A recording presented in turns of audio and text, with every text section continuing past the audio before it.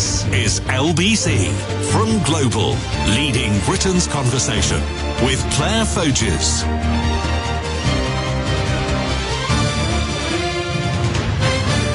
We're going to be talking about protests this hour because today people were out for the London Marathon, people who have put months, years of their lives into training for this moment under the beautiful sunshine in London today, trying to get their best time. And what should happen that they are disrupted by people from an outfit called Youth Demand throwing red powder at them. But this comes off the back of the last day of action in London by Just Stop Oil. So what do you think about protests? My question to you today, it's a broad one, but I want to know whether you think that protests change anything. The Just Stop Oilers or Youth Demand, people like that, are they changing anything? So I'd love to know your thoughts on protests. Do they make a difference to anything? Are you happy that we live in a country where such protests can take place? Or do you think people should be finding more imaginative ways of changing things if they have causes that they feel strongly about? On which point I'm going to speak now to my first guest, Liam Kavanagh, who is co-founder of the Climate Majority Project. Now, I understand, Liam, that you adopt different tactics to the Just Stop Oilers, do you? Good evening. Yeah, that's right. So what we really focus on is getting people into climate action that suits them. So reaching the silent majority that really cares about this issue, but doesn't see themselves in JSO protests, that wants a kind of more constructive action that addresses issues that matters to them. So that's how you get people visible. So as the Just Stop Oil people, I suppose they would say people know our name now and people are driven to look at what we're talking about. I mean, do you think there is an element of truth in that? Do you think they have served the climate campaign, if I can put it like that, or the climate cause in any way? Or do you think they have turned people off it, which is probably my contention? Well, it's kind of both.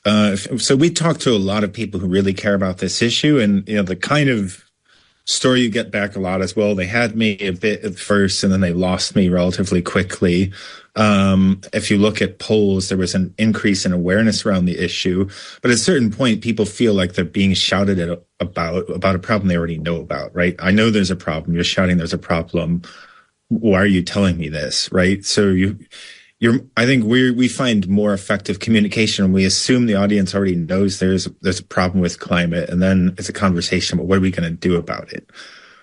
And so yeah. So do you think so? I mean, I think that it probably does something for the enjoyment of those. I think those taking part in these sort of things, those who are super gluing themselves to motorways or so on, or disrupting sports events, this is giving them a feeling that they are, I mean, they're desperate. They're obviously, they may be desperate to get their message across, but they're also in some sense enjoying it, I suppose. It's an adrenaline rush and it's a chance to be with like-minded people and to feel like you're serving some greater good.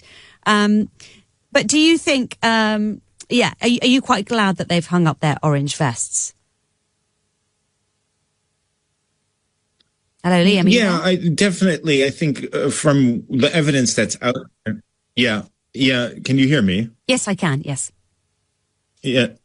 So from the evidence that's out there, I think it's shown really that it stopped making an effect. So XR was quite effective in terms of getting in the public eye. The last few years, there's been evidence that shows that, if anything, there's been a backfire. And I think responding to that is really what JSO is doing. It's admirable that they've noticed this and hung up the high vis. What's the backfire, Liam? So, I applaud them. Well, people actually get less open to climate, less concerned about climate in some cases. So there's normally something called the radical flank effect, which is basically like, if you talk about an issue in a very radical way, then it makes more moderate actions seem more plausible, and people get interested in the more moderate, plausible actions. But you haven't seen that in the last couple of years in polling. It's really disappeared, right? So I think that's what JSO is responding to here. And, really what we need to do is get people doing things like adaptation in the local level, right? Because activism has failed so much, we already have severe consequences of climate change baked in, and those are going to affect people's lives. And so if you had visible local adaptation efforts by people, normal people, so that an average person looks at those and sees a person like them, as opposed to a radical protest that speaks for the majority or reflects the concerns of the majority, but that the average person doesn't see themselves in, right? It doesn't really suit the purpose of protest, because the purpose of protest is for people to see themselves or to feel like they're not alone. But if 80% of the population basically cares about climate, but they see a group that doesn't look like 80% of the population, it doesn't actually send the message you're not alone. It suggests it's a niche cause, doesn't it, when as you're saying, it isn't.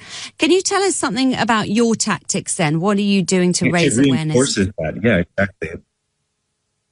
Yeah, well, so I just mentioned one of them. So we have a campaign called SAFER, Strategic Adaptation for Emergency Resilience. There's communities across the UK that are already doing adaptation efforts. There also should be a really serious national adaptation plan, and there isn't. So what we're doing is getting together environmental groups and local communities across the UK to call for a serious national adaptation plan. We're also looking at how to get climate change more into the school curriculum, and particularly adaptation. Again, the problem with climate change historically is that people don't feel like they're part of something large enough to make a difference.